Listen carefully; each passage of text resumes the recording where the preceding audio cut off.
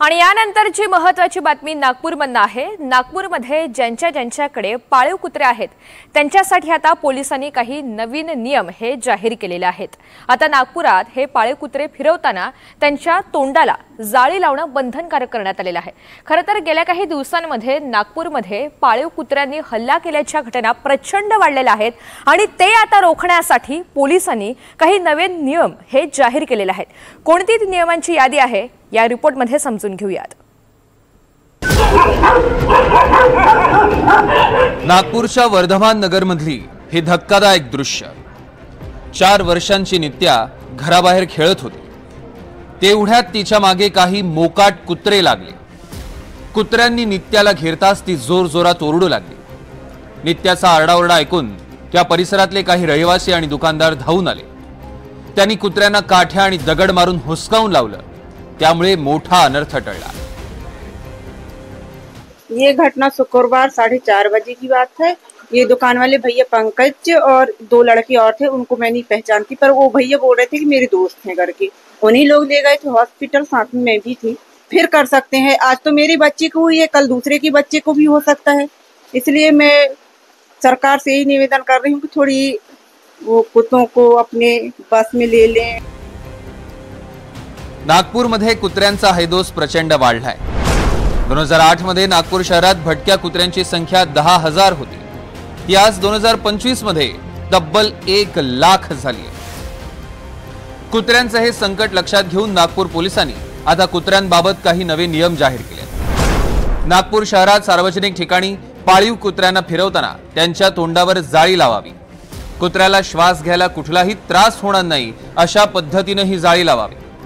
जाळी शिवाय एखादा पाळीव कुत्रा आढळला तर त्याला मोकाट कुत्रा समजून त्याच्यावर कारवाई करण्यात येईल। सार्वजनिक ठिकाणी तसंच रस्त्यांवर कुत्र्यांना खाऊ घातल्यास कायदेशीर कारवाई करण्यात येईल। पाळीव कुत्र्याच्या गळ्यातल्या पट्ट्यावर मालकाचं नाव आणि पत्ता लिहिणं बंधनकारक आहे। ये जो है स्ट्रे डॉग्स हों या फिर जो पेट डॉग्स हों, इनके लिए गाइडलाइंस क्लियर कट माननीय सुप्रीम कोर्ट ने इशू करी है और उन गाइडलाइंस के आधार पे हम जो है स्टेट्स जो हैं और जो म्यूनिसिपल कॉरपोरेशंस हैं, सभी की जो है जिम्मेवारी उसमें फिक्स की गई है किस तरह से इसको आगे लेके जाना है। तो उन गाइडलाइंस के आधार पे हम लोग आगे कार्रवाई करने वाले हैं।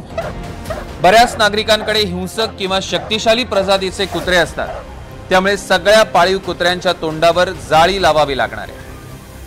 गेल्या 3 वर्षात नागपूर शहरामध्ये कुत्र्यांच्या हल्ल्यांमुळे किंवा त्यांच्यापासून घाबरून पडल्यामुळे 5 जणांचा मृत्यू झाला आहे। एकट्या नागपूर शहरात 1 लाख मोकाट कुत्रे आहे आणि जिल्ह्यात ही संख्या यापेक्षाही जास्त आहे। पण आणखी किती जीव गमवावे लागतील, त्यानंतर महापालिकेला जाग येईल असा प्रश्न वेळोवेळी उच्च न्यायालयाने उपस्थित केला होता। आता या प्रकरणामध्ये सर्वोच्च न्यायालयाने देशभरात पाळीव कुत्रे आणि भटके कुत्रे यांच्या संदर्भात दिशानिर्देश दिले आहे। त्यानुसार नागपूर पोलिसांनी नियम लागू केले आहे।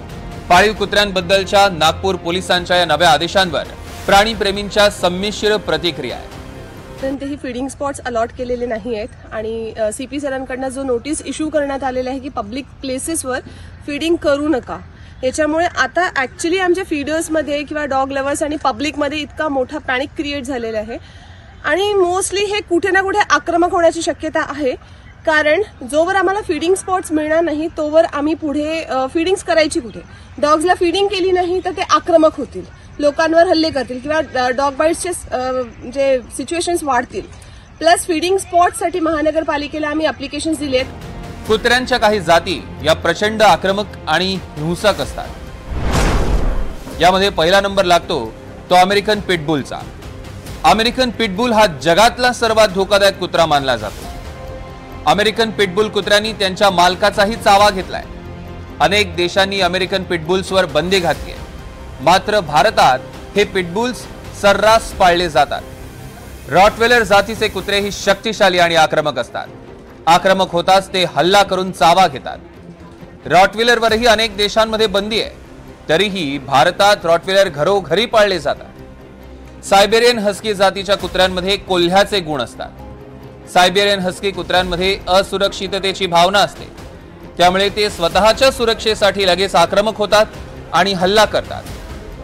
वुल्फ हायब्रिड जातीचे कुत्रे हे लांडगी आणि कुत्र्यांच्या प्रजननातून तयार झाले। या वुल्फ हायब्रिड कुत्र्यांच्या हल्ल्यात अनेकांचा मृत्यू झालाय। त्यामुळे अमेरिकेतील अनेक राज्यांमध्ये या जातीच्या कुत्र्यांच्या पैदाशीवर बंदी घालण्यात आली आहे।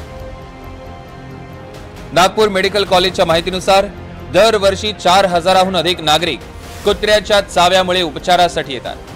धक्कादायक म्हणजे यावर्षी ऑगस्ट पर्यंत ही संख्या 4000वर पोहोचली आहे। महाराष्ट्रात अनेक ही संख्या जी आहे लाखो भटके कुत्रे फिरतायत आणि देशात कोट्यवधीमध्ये भटक्या कुत्र्याची समस्या आहे।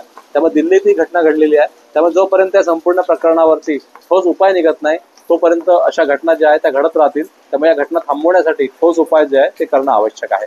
प्रवीण मुधोळकर, NDTV मराठी, नागपूर।